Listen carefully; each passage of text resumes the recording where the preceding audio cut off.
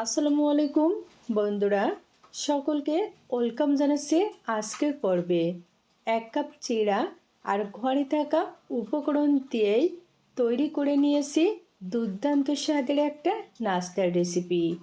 চাইলে কিন্তু তোমরা বিকালে চায়ের সাথে পরিবেশনের জন্য তৈরি করে নিতে পারো। কোনো রকম ঝামেলা ছাড়াই তৈরি করা যায়। তাহলে চলো দেখে নিই। রেসিপি তৈরির জন্য লাগবে চিড়া। তো শুরুতে বলে নিয়ে নিচ্ছি 1 বাটি চিড়া। পর্যাপ্ত পরিমাণ পানি দিয়ে ভালো করে ধুয়ে নিচ্ছি, কারণ চিড়ার ভিতরে অনেক সময় ময়লা থাকে। কয়েকবার পানি পাল্টিয়ে ধুয়ে নিয়েছি। চিড়া কিন্তু পানি দিয়ে ভিজিয়ে রাখা লাগবে না, অল্প একটু পানি আছে, এতেই চিড়াটা ভালোভাবে ভিজে যাবে। তো 5 মিনিটের জন্য রেস্টে রেখে দিলাম। ঠিক 5 মিনিট পরে ফিরে আসলাম। এখন কিন্তু চিড়াগুলা একেবারে ভিজে নরম হয়ে গেছে আর ঝরঝরে হয়ে গেছে। এখন অন্য উপকরণগুলো অ্যাড করব। তো শুরুতে নিয়ে নিচ্ছি সিদ্ধ আলু। এখানে মিডিয়াম সাইজের 2টি সিদ্ধ আলু গ্রেটারে গ্রেট করে নিচ্ছি। তবে চাইলে কিন্তু তোমরা হাত দিয়ে ম্যাশ করেও দিতে পারো। নিয়ে নিচ্ছি 1টা ডিম। এখানে ডিম অপশনাল, চাইলে দিতে পারো, না চাইলে স্কিপ করতে পারো। 2 টেবিল চামচ পেঁয়াজ কুচি, পছন্দ মতো কাঁচামরিচ কুচি, 1 টেবিল চামচ সজনে শাক, এটা কিন্তু খুবই হেলদি। স্বাদ মতো লবণ, হাফ টেবিল চামচ লাল মরিচের গুঁড়া, 2 টেবিল চামচ বেসন, 1 টেবিল চামচ আটা। আমি এখানে সাদা আটা নিয়েছি, তোমরা চাইলে কিন্তু আটার পরিবর্তে ময়দাও নিতে পারো।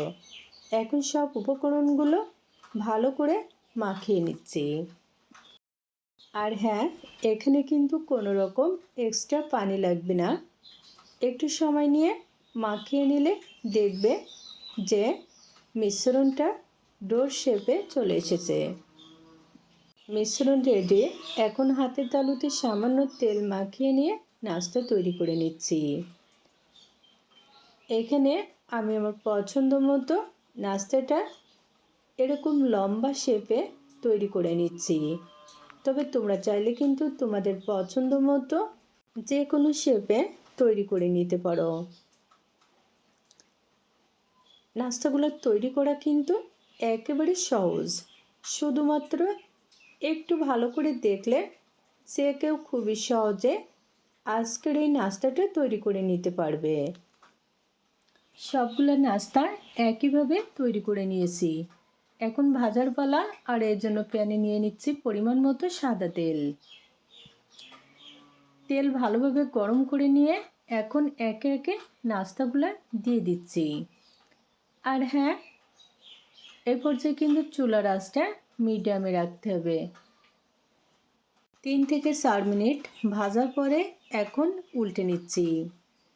আর হ্যাঁ, নাস্তাগুলো অবশ্যই একটু সময় নিয়ে ভাজতে হবে, যেন ভিতরে কোনো রকম কাঁচা না থাকে।